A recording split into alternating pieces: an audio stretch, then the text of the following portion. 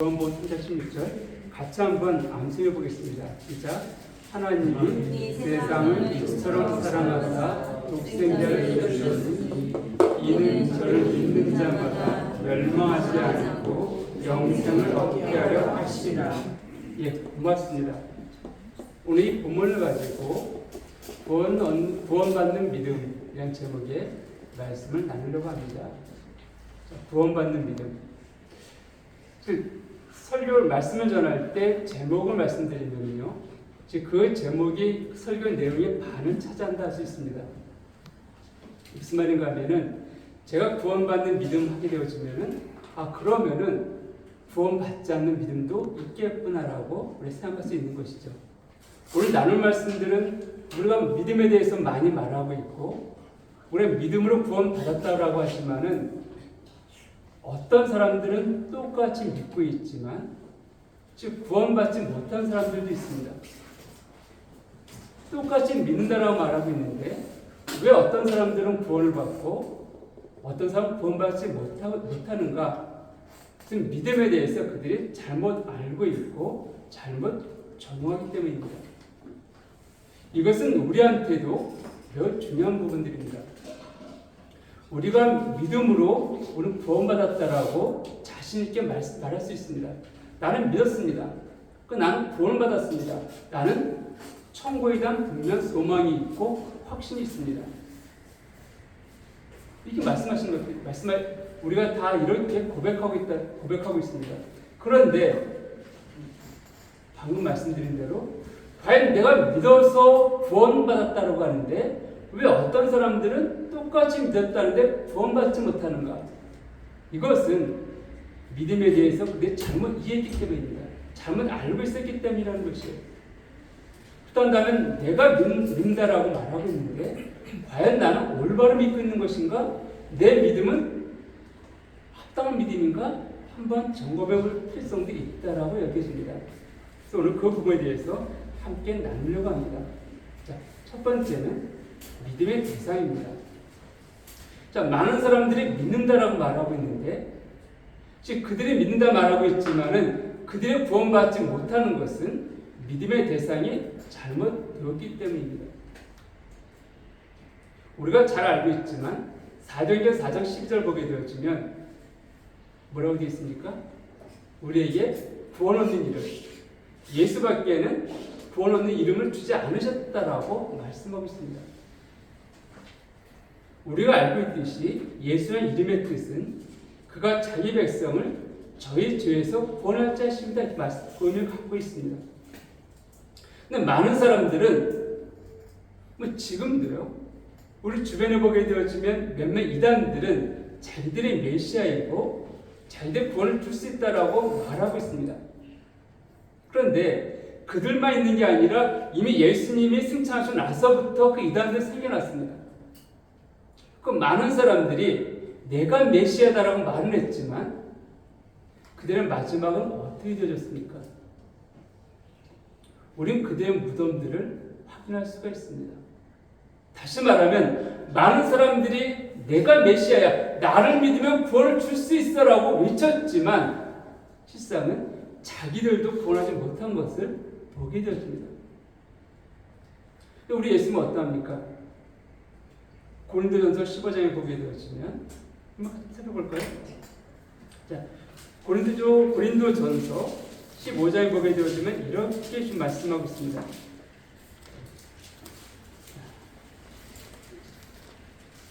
4절부터 제가 읽어드리겠습니다. 장사 지낸 바 되셨다가 성경대로 사흘만 다시 살아나사 게바에게 보이시고 후에 12제자에게와 그 후에 500여 형제에게 일시에 보이셨나니 그 중에 지금까지 대다수는 살아있고 어떤 사람은 잠들었으며 그 후에 야고보에게 보이셨으며 그 후에 모든 사도에게와 맨 나중에 만삭되지 못한 남자 같은 내게도 보이셨느니라. 자, 예수님께서 분명히 죽으셨습니다. 죽으셨어요. 우리 죄 때문에 죽었다라고 말하고 있습니다. 그럼에도 불구하고 복음서 마지막 내용을 보게 되었으면 마태, 마가, 누가, 요한, 본이 예수님께서 부활하셨고 그를 믿는 자들에게 나타나셨다라고 말씀하고 있습니다. 오늘 그 사실을 사도 바울이 다시 한번 확인해주고 있는 것이에요. 근데 예수의 부활을 누가 보았는가? 제자들만 보았는가? 예수님이 죽었을 때 바리새인들이 와서 그랬죠. 대제사장 바리새인이 와갖고 예수 믿는 사람들이 예수가 살아난다라고 말했습니다. 그러니까 저 무덤에 집어넣고서는 혹시 제자들이 훔쳐갈지 모르니까 실시를 도둑질할지 모르니까 병사를 통하여서 그거 훔쳐지 못하게 지켜주십시오 라고 요청을 했습니다. 그럼에도 불구하고 주님은 부활하셨습니다. 여인들이 갔을 때 무덤 문이 열려져 있었다라고 성경 말하고 있고 그 여인들과 함께 사도 베드로와 제자들이 만났다라고 말하고 있습니다. 그런데 사도들까지 만났다 여기서 끝났다고 한다면은 그들 추종자이니까는 충분히 그럴 수 있어. 왜냐하면 그 사도들이 예수님 계실 때는 예수님과 함께하면서 많은 사람들이 인정받고 높임과 존경을 받았던 사람들이에요. 근데 예수님이 없으면은 한순간에 그들의 모든 인기와 모든 것들은 다 무너져 내릴 수밖에 없으니까 그들이 서로 짜고 그렇게 할 수도 있어 라고 여길 수도 있습니다. 성경은요 그 12제자만이 아니라 그 당시에 있었던 500명에게 나타났다라고 말하고 있습니다. 그리고 그 500명 중에 대다수는 이 사도 바울이 이 고린도전서 쓰고 있는 이 시대에도 살고 있었다는 거예요. 한두 명도 아니고 증인이 500명이 되어진다? 그것도 제자들 빼고 12사도 빼고서 500명이 넘는 사람들이 예수의 부활을 보았다? 이것은 예수님께서 부활하시고 승천하셨다라는 분명하고 명확한 증거라는 거예요. 언젠가도 말씀드렸지만 우리가 세계 4대 성인이라고 보통 사람들이 말을 하죠. 그래서 예수님이 포함되어져 갖고 석가와 그 다음에 누구죠? 공자와 하여튼 이렇게 해서 늘면 말하고 있습니다. 그런데요, 그들 모두는 무덤이 있습니다. 이 땅에 나름 이름이 있었다라고 치는 사람 중에서 무덤이 없는 사람들은 거의 없어요. 물론 내 무덤을 다른 사람들과 이렇게 다르게 하지 마. 똑같이 만들어. 다른 사람 똑같이 만들어. 이스라엘이 좀 그런다 그러죠. 거의 이렇게 유명한 사람도 다른 자와 똑같이 무덤을 만든다 그럽니다. 근데 어쨌든 간에 무덤이 있어요. 그리고 그 무덤에 자기 이름이 붙어 있습니다. 납골당에 가도 거기 안에도 이름 붙어 있잖아요. 납골당 항아리에 있는. 그런데 예수님은 무덤이 없습니다. 그 유명하신 분이 자칫 하나님의 아들이라고 했었고 그 당시 얼마나 많은 사람이 그분을 따랐을까요? 그렇다고 한다면은 무엇인가 흔적을 하나 남겼을 만도 할 터인데 그 흔적이 하나도 남지 않았다는 것이에요. 만약에 예수의 무덤이 있었다고 한다면 그것이 전설을 통해서라도 내려왔을 것입니다. 어디에 예수의 무덤이 있어 내려왔을 거예요. 근데 그런 전설조차 존재하지 않습니다. 이것은 예수님께서 우리 죄 때문에 죽으셨지만은 그 예수님 자신은 죄가 없으셨기 때문에 살아나셨다는 명확한 증거이고 오늘 성경에서 그 증거가 그 증인들이 500명이 넘는다라고 말하고 있습니다. 다시 말하면 500명이 넘는 사람들이 난 예수의 부활을 보았습니다라고 담대하게 말할 수 있는 자들이라는 거예요. 왜 그 당시에 이 예수님께서 승천하시고 난 다음에 오래 따르던 그 리더자, 인도자가 죽고 나면은 세력이 약해질 수밖에 없습니다. 어떤 부분에서 보게 되어지면요. 더더구나 그 당시에 이 기독교는 유대인들한테서도 핍박을 받았고 로마 사람들한테서도 환영받지 못했습니다. 이런 시기였기 때문에 이 당시에 기독교가 확산되어진다? 쉽지 않았습니다. 그리고 이후에 되어진 사건을 보았을 때 예수 믿는다는 것 때문에 얼마나 많은 사람들이 순교를 당했습니까? 그럼에도 불구하고 이 기독교가 사라지지 않냐고 오히려 로마의 핵심부까지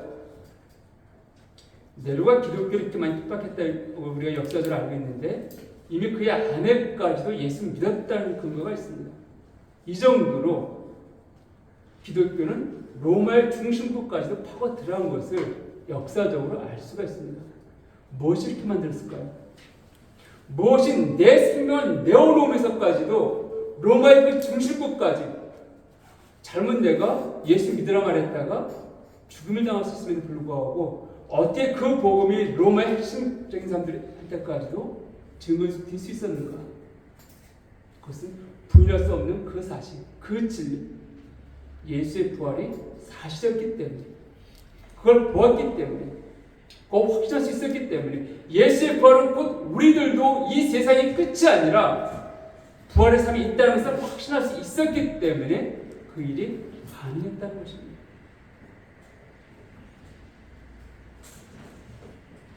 근데 그 믿음의 대상이 예수가 아니라 다른 어떤 것을 소망을 삼았을 때 결코 그들은 그 믿는 자들에게, 자기를 따르는 자들에게 이 부활의 소망을 줄 수가 없기 때문입니다.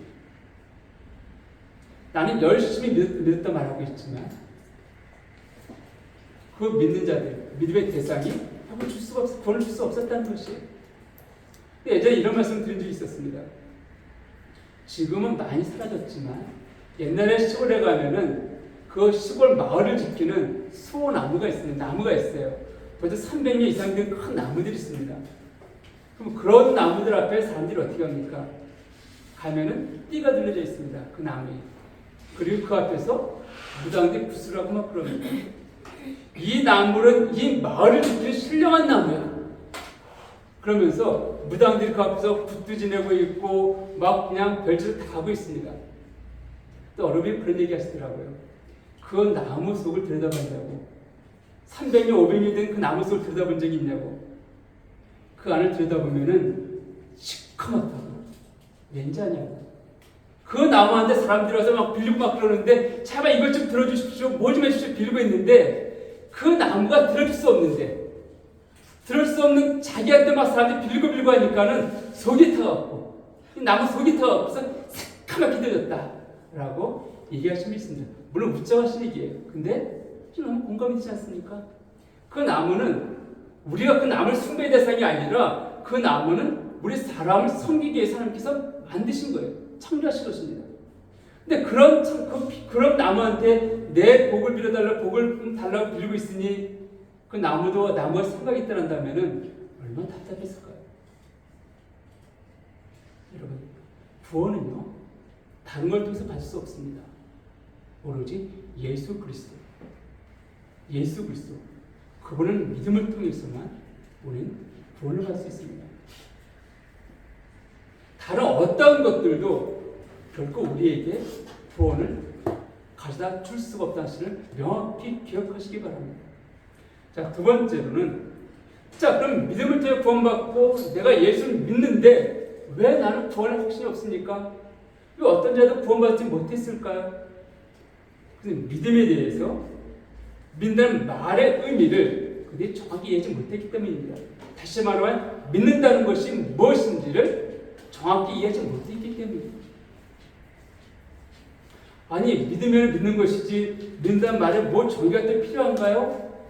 라고 여기신 분도 없지 않아 계실 것입니다. 그런데요, 우리가 믿음이라는 단어, 믿음의 단어 사전적인 정의를 보게 되어지면 무엇이 맞거나 사실이다라고 생각하는 것, 무엇이 맞거나 그래 이것이 맞는 것 같아, 이것이 사실인 것 같다라고 생각하는 것, 이게 정의가 내려져 있습니다. 그리고 물론 그 다음 정의는 네 가지 정의가 내려져 있는데 마지막 네 번째 나온 것은 무엇을 의심 없이 다른 어떤 것을 여긴다 라고 하는 부분들도 있습니다. 의심 없이 여기는 것. 자, 이 정도는 어쨌든 공감이 되어지는 것 같지만은 또 무엇인가 뭔가 좀 2% 부정하지 않나요? 믿음이라는 것은 생각하는 것이다. 난 이것이 옳다라고 여기는 것 내 확신이잖아요.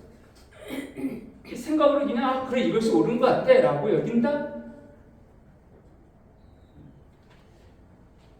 우리가 신약 성경을 보게 되어지면 믿는다는 단어가 굉장히 많이 언급되어 있습니다.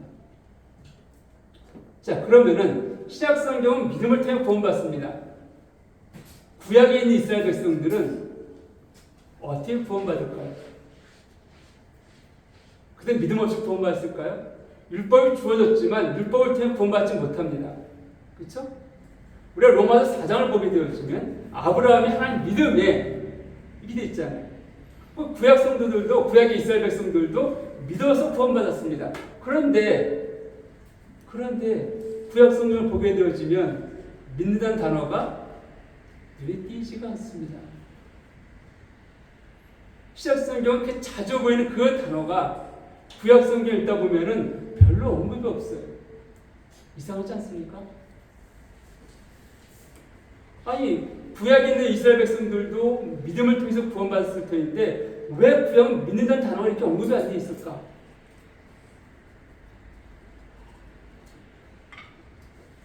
믿는다는 단어, 이것을 히브리어로는 예멘 이런 단어가 있고 바타우라는 단어가 있습니다. 하나 더 있는 하나는 뭐 별로 중요하지 않으니까 빼놓고요. 예멘, 뭔가 좀 들어본 단어 같지 않나요? 예, 맞습니다. 아멘의 단어 거슬려 있습니다. 신실하다, 충성스럽다. 이때 예멘이다. 예멘 이런 단어 썼습니다. 그리고 그 다음 단어 바타우, 이 단어는 바로 믿다, 우리가 지금 의지하다, 신뢰하다, 이때 쓰여진 단어. 그러니까 다시 말씀드리면 예멘이라는 단어나 그리고 이 바타라는 단어가 바로 믿음이라는 의미를 갖고 있는데 이것을 구약에서는 어떻게 번역을 했는가? 예멘이라는 단어는 신실하다, 충성스럽다 이렇게 번역이 되어졌고요. 그리고 바타라는 단어는 신뢰한다, 의지한다 이런 단어로 번역이 되어졌습니다. 영어 성경을 보게 되면 트러스트라는 단어가 많이 사용되어 있습니다. 구약에서는. 신약에서는 빌리브로 번역되는 이 단어가 구약에서는 트러스트, 신뢰한다, 의지한다, 의리한다 이런 단어로 번역되어졌습니다. 특별히 우리가 시편을 보게 되어지면 하나님을 의리한다는 말들이 굉장히 많이 나옵니다. 근데 우리가 믿음이라는 단어 아까 정리를 내렸었죠. 믿음이라는 단어는 무엇이 맞거나 사실이다라고 생각하는 것, 의리한다, 의지한다, 다른 것에 기대어 도움을 얻는 것, 신뢰한다, 이 단어는 굳게 믿고 의지한다 이런 뜻을 갖고 있습니다. 이게 국어 번역이에요. 우리는 국어 성경 국어 사전 번역이 이렇습니다. 자, 굳게 믿고 의지한다. 믿으면 단어에 의지한다는 단어가 포함되어 있는 이 신뢰한다는 단어예요. 이 단어가 파타라는 단어가 바로 의리한다, 의지한다, 그리고 신뢰한다 이런 단어로 구약 성경에서 번역이 되어져 있습니다. 몇 군데만 좀 찾아보면은요. 시편 21편 7절 한번 볼까요?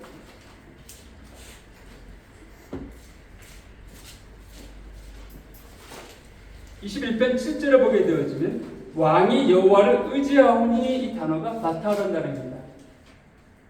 근데 똑같은 바타라는 단어가 시편 32편 10절을 보게 되어지면 악인에게는 많은 슬픔이 있으나 여호와를 신뢰하는 자에게는 인자하심이 두르리로다. 여기 신뢰라는 단어 번역되어 있죠. 시편 71편 5절에서도 71편 5절을 보면 주 여호와여 주는 나의 소망이시오 내가 어릴 때부터 신뢰한 이시라 이게 번역된 것을 보게 되었습니다. 이사야서 26장 4절을 보게 되어지면 이사야서 마찬가지입니다.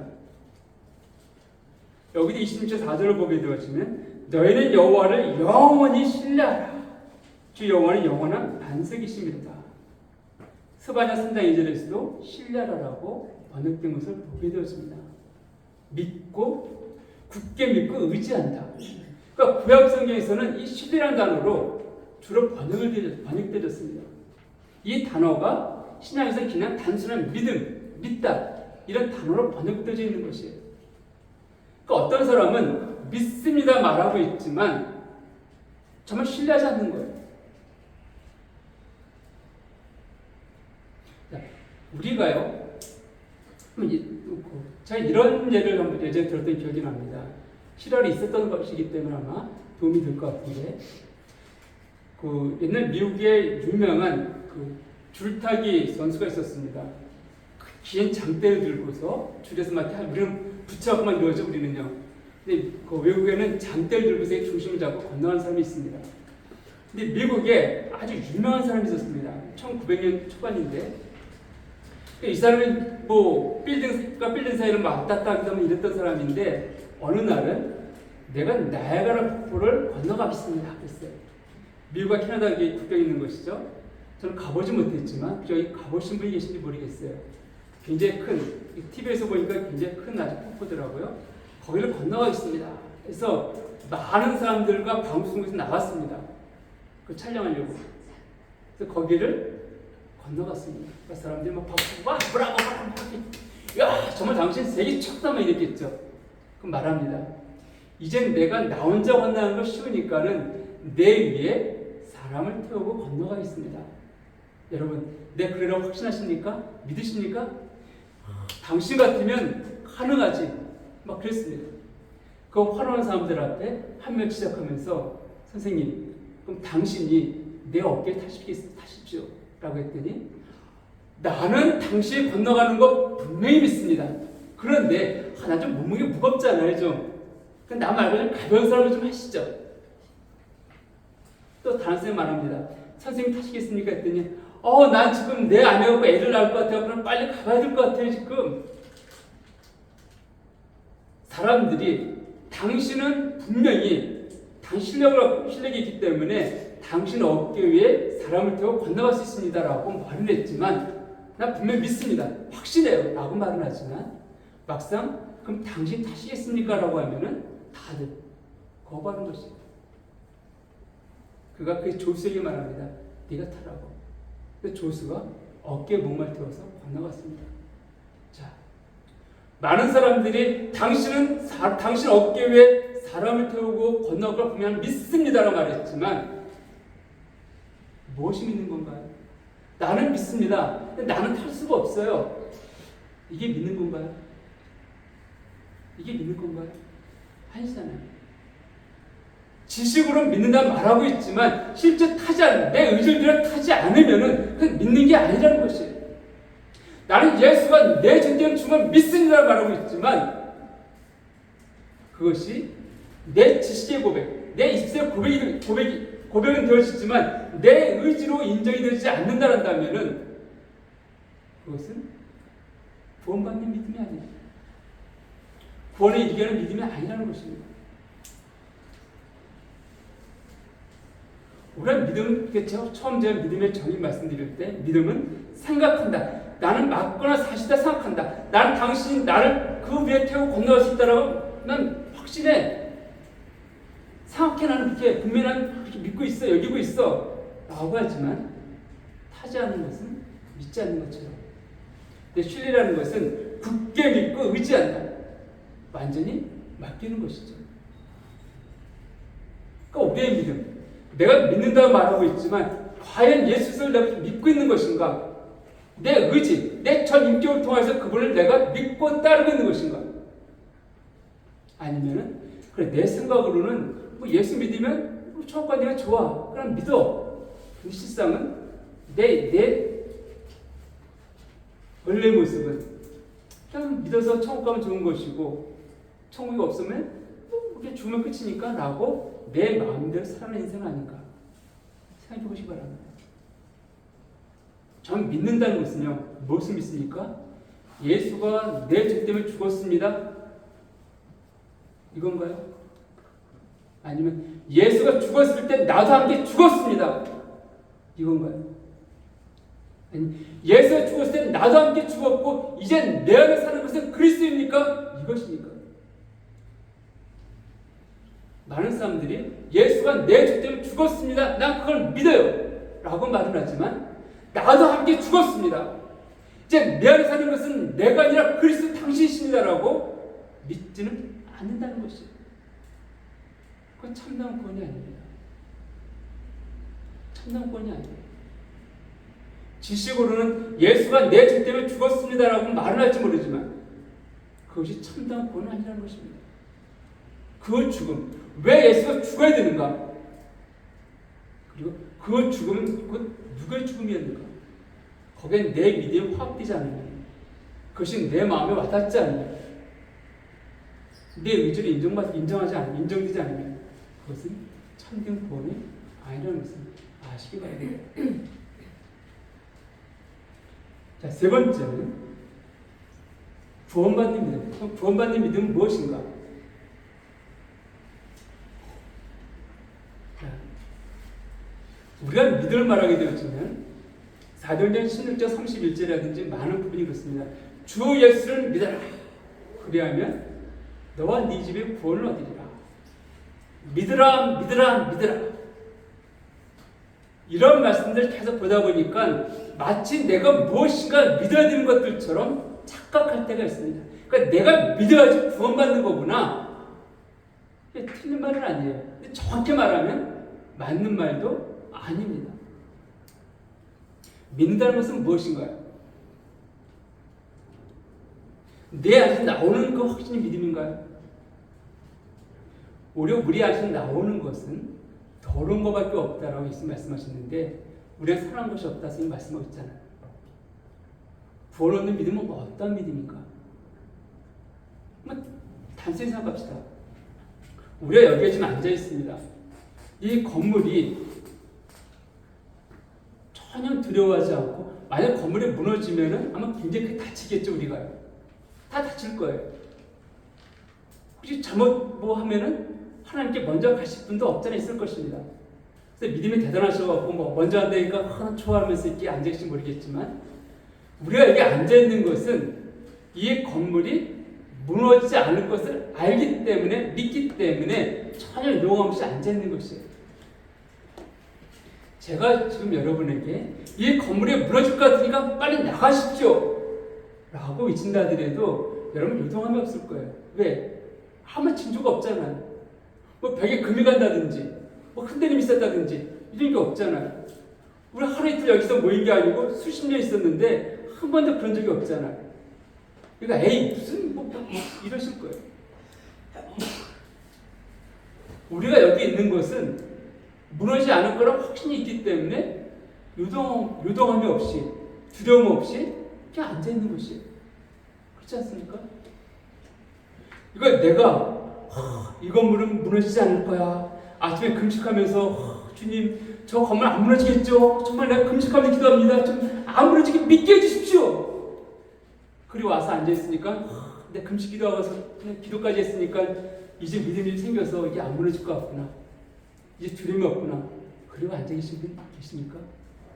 아니면은 이게 룰루랄라 이 건물 당연히 안 무너지는 거야. 한 번도 의심하지 않고 와서 앉아 계십니까? 아마 이 아침 이 교회로 예배 들어오시면서 하나님 이 건물이 무너지지 않도록 지켜주십시오라고 기도하신 분은 아무도 없으려 여기십니다. 왜냐하면 누구도 이 건물 무너지라고 여기지 않아요. 생각하지 않습니다. 우리 안에 그런 확신이 있기 때문입니다. 어떤 확신이요? 내가 금식하고 기도하고 막 글 쓰는 것이 아니라 이 건물 도면을 보고 이래 쓰는 것이 아니라 이 건물 자체가 한 번도 그런 경험, 흔들려 이런 경험이 없음을 알기 때문에 튼튼한 걸 알기 때문에 경험적으로 알고 있기 때문에 요동함이 없는 거예요. 만약에 여기 있을 때 몇 번 흔들렸던 이것이 있으면은 두려움이 좀 생길 수 있을 거예요. 그럼 모인 동안 한 번도 그런 경험이 없습니다. 그럼 너무 명확하게 알고 있는 거예요. 예, 너무 명확하게 이 건물이 튼튼하다는 것을 알고 있기 때문에 내가 튼튼한 믿어서가 아니라 막 지식을 주입해서가 아니라 튼튼한 걸 알기 때문에 믿는 거예요. 구원도 마찬가지입니다. 내가 믿으면 믿어지는 것이 아니라 사실이니까 믿는 거예요. 사실이기 때문에, 진리이기 때문에. 지금 비가 오기 때문에 해가 보이지 않지만 그 누구도 내일 아침 해가 동쪽에서가 아니라 서쪽에서 떠오를 것입니다라고 믿으시는 분은 안 계십니다. 왜요? 또 분명 사실은 동쪽에서 떠오르잖아요, 해가. 이게 분명 사실이에요. 내가 막 기도하고 뭐 그냥 철야하고 부르짖어서 믿어지는 게 아니라 사실이니까 그냥 믿는 거예요. 믿어지는 것이고. 그것도 마찬가지입니다. 예수님께서 내 죄 때문에 죽으셨다, 살아나신 것. 이게 사실이니까 믿어지는 거예요. 그래서 우리 그 믿어지는 것을 믿는다고 고백하는 것입니다. 어떻게 믿어지는가? 에베소 2장 8절 9절을 보게 되어지면 우리가 잘 알고 있는 말씀이 있습니다. 자, 제가 읽어드리겠습니다. 너희는 그 은혜에 의하여 믿음으로 말미암아 구원을 받았으니 이것은 너희에게서 난 것이 아니요 하나님의 선물이라. 행위에서 난 것이 아니니 이는 누구든지 자랑하지 못하게 함이라. 자, 우리가 구원받았는데 이게 하나님의 선물이라는 것이에요. 내게서 나온 것이 아니라 하나님의 선물로 구원을 주셨다 말씀하고 있습니다. 그런데 하나님께 주신 것, 이것이 구원인가? 아니 믿음인가? 헬라 원문을 보게 되었지만 우리 주신 것은 구원이 아니라 믿을 수 있는, 예수님께서 내 죄에 죽으신 것을 믿을 수 있는 그 믿음을 주신 것. 즉 이 믿음을, 선물이 이 믿음을 수식한다고 합니다. 그러니까 하나님께서 믿을 수 있는 마음을 주신 거예요. 그럼 확신 주신 것입니다. 그래서 우리가 믿게 되어진 것이에요. 내가 믿습니다만 금식 이것이 아니라 그분께서 내게 믿을 수 있는 그 은혜를 주셨기 때문에 오늘 우리가 그 하나님을, 그 예수님을 믿게 되어진 것입니다. 그러니까 우리가 하나님께 감사할 수 있고 그걸 높여드리고 싶은 이 부분이에요. 만약에 내가 무엇인가가, 저는 복음을 전할 때 영접 기도를 시키지 않습니다. 오히려 그분들의 기도를 들어보면서 분별하려고 애쓰고 있는데, 사실 영접 기도가 잘못됐다 이것은 아니에요. 근데 어떤 분들은 영접 기도를 통해서 이제 그걸 확인하시는 분들도 있는데, 저는 혹시 어떤 분이 말하기를 내가 구원받았는데 영접 기도를 했기 때문에 구원받았습니다라고 하게 되어지면 그 영접 기도 그 자체 그분의 의가 될 수 있기 때문에 전 영접 기도를 시키지도 않고 원하지도 않습니다. 우리의 구원은 전체 하나님께 은혜로 주어진 것이에요. 우리의 애씀이 결과로 얻어진 것은 아무것도 없습니다. 그건 믿음을 하신 거예요. 그래서 우리가 그 믿음을 허락하셨기 때문에 우리가 그거를 계속 믿게 되어진 것입니다. 자, 그러면은 이 믿음, 하나님께서 어떻게 이 믿음을 가질 수 있게 되어지는가? 그분께 하나님께서 믿음을 주셔야지 그걸 믿게 된다고 말하고 있는데 어떻게 이 믿음을 내가 소유할 수 있겠는가? 이 부분이죠. 그것은 말씀을 통해서입니다. 자, 우리가 구원을 말할 때 이런 표현을 가끔 쓸 때가 있습니다. 구원받기 위해서는 인격적인 예수를 만나야 됩니다. 들어보신 분 많이 계시죠? 인격적으로 예수를 만나야 됩니다. 그러니까 인격적으로 만난다는 게 무슨 의미인가요? 많이 쓰긴 하는데 인격적으로 만나야 됩니다. 많이 말을 하는데 인격적으로 만난다는 게 무슨 의미인가요? 그럼 좀 어렵죠. 되게 아니라 그냥 할 때는 편하게 쓰고 있는데 막상 생각하려고 하면은 이게 어려워집니다. 자, 인격이라는 것은 이제 국어사전을 놓고 좀 다시 한번 살펴보게 되어지면,